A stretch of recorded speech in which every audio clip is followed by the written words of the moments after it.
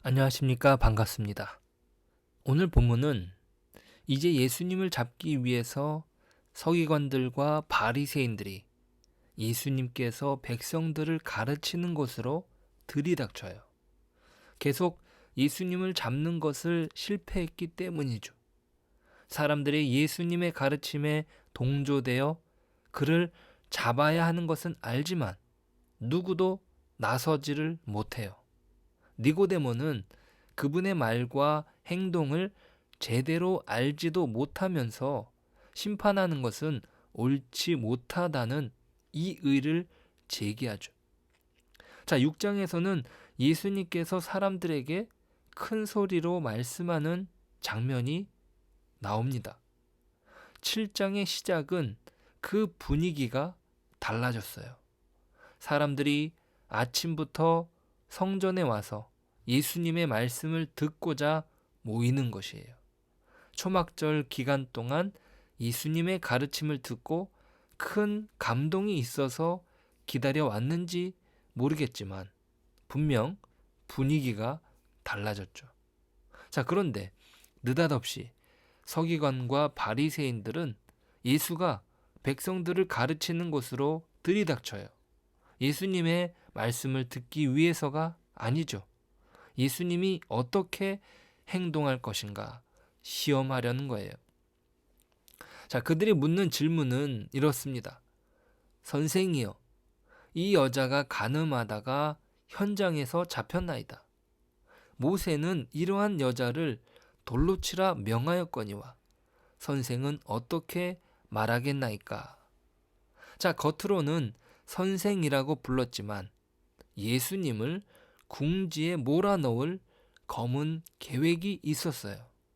사도 요한은 기록하기를 그들이 이렇게 말하면 고발할 조건을 얻으려고 했다는 거예요. 자, 그들의 관심은 여자를 돌로 칠 것인가 말 것인가에 없었죠. 예수가 어떻게 할 것인가? 이것을 기회 삼아 예수를 무너뜨리자. 이게 관심사였어요. 자, 그들은 이미 그 마음속에 순수함이 없었던 거죠. 예수를 선생으로 여기기는커녕 그들은 알고 있어요. 여인을 율법대로 돌로 쳐서 죽였다간 로마 당국에 고발을 당할 것이고 그저 용서해 주어야 한다고 말하면 모세의 율법을 무시한 자로 선생의 권위를 떨어뜨리려는 계획이에요. 자, 그들의 수준에서 나온 모략입니다. 봐라, 너희들의 선생은 거짓 선생이다.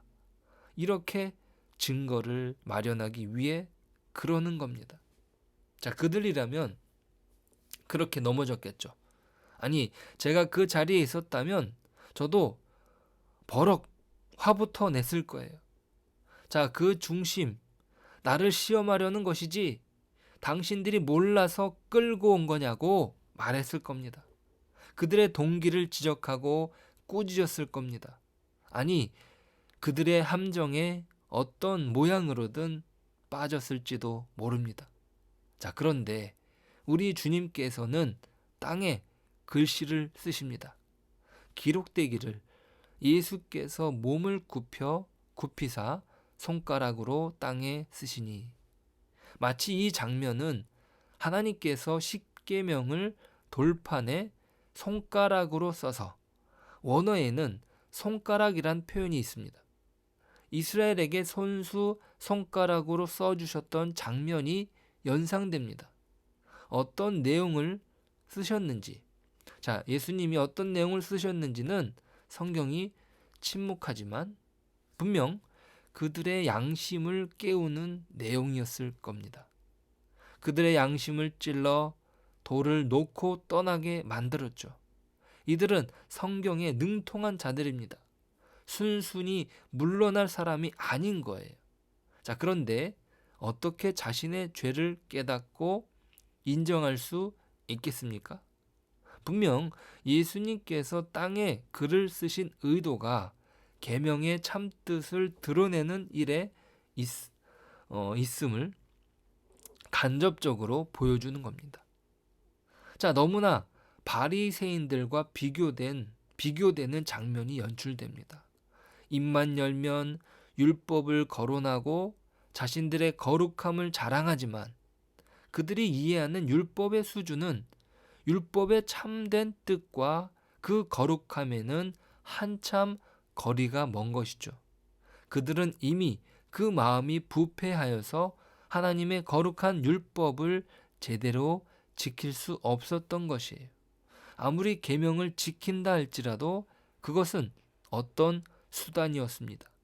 하나님이 말씀하시는 것만 지키고, 아니 더 많은 계명들을 만들어내면서 계명을 지킨다고 하지만 정작 마음은 콩밭에 있는 거예요. 자, 제가 이 정도까지 지켰으니까 하나님 더 이상 관여하지 마세요. 이렇게 가는 거죠. 주님은 이미 산상수훈에서 말씀하셨죠. 살인은 이미 미워하는 마음에서 시작하는 거라고. 음욕 자체가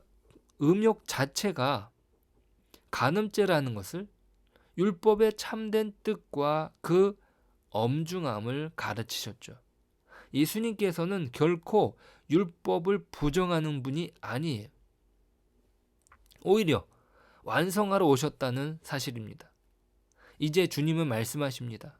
너희 중에 죄 없는 자가 먼저 돌로 쳐라. 자, 그러니까 예수님께서 땅에 쓰신 글씨는 그들의 죄를 드러내는 일이었으며 그것이 자신들 스스로 정죄하거나 죽일 자격이 없다는 사실을 깨닫게 하려는 뜻에서 쓰셨다는 것을 알게 됩니다.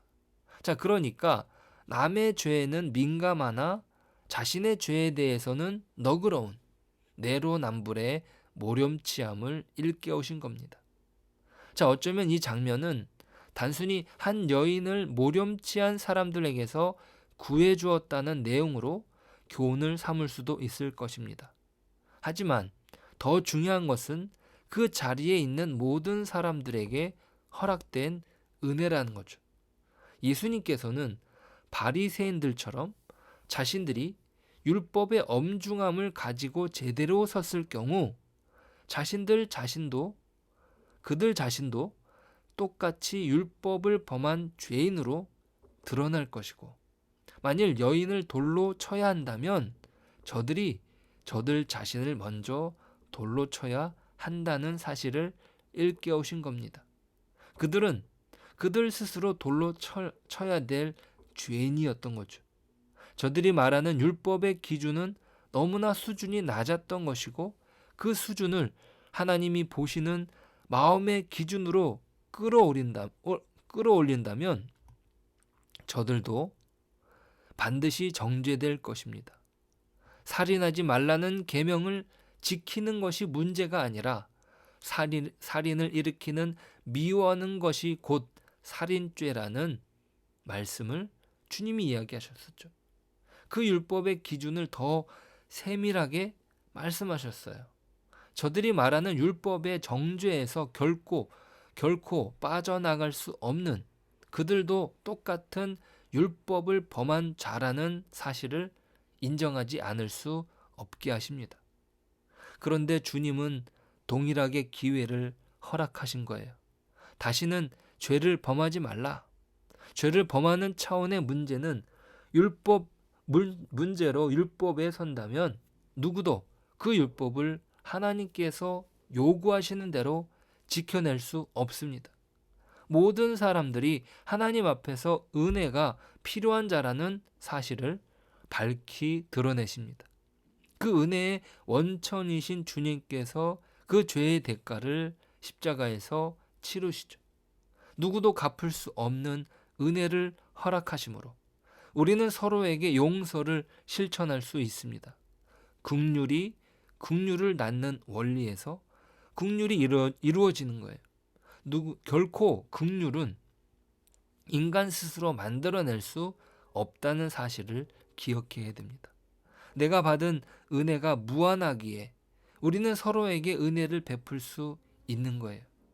오늘 우리에게 주어진 시간 속에서 내가 받은 은혜를 기억하면서 참 괴수 같은 나에게 허락하신 그 은혜가 크기에 다른 사람을 사랑할 수 있는 것이구나. 이렇게 내가 받은 은혜를 넉넉히 나누는 저와 여러분 되시길 축복합니다. 기도하겠습니다. 하나님, 우리가 누구를 정죄할 수 있겠습니까? 우리는 하나님의 은혜를 받은, 하나님의 용서를 받은 죄인에 불과합니다. 하나님, 우리가 받은 그 사랑의 크기로 다른 사람을 대하게 하시고 다른 사람을 정죄하는 율법의 잣대를 나 스스로에게 대할 때 동일하게 죄인이라는 사실을 기억하고 나아가길 원합니다. 오늘 하루가 그렇게 하나님이 받은 은혜로 넉넉한 하루, 오늘 하루가 하나님이 받은 은혜를 기억하는 복된 하루 되게 하여 주옵소서. 예수님의 이름으로 기도드립니다. 아멘.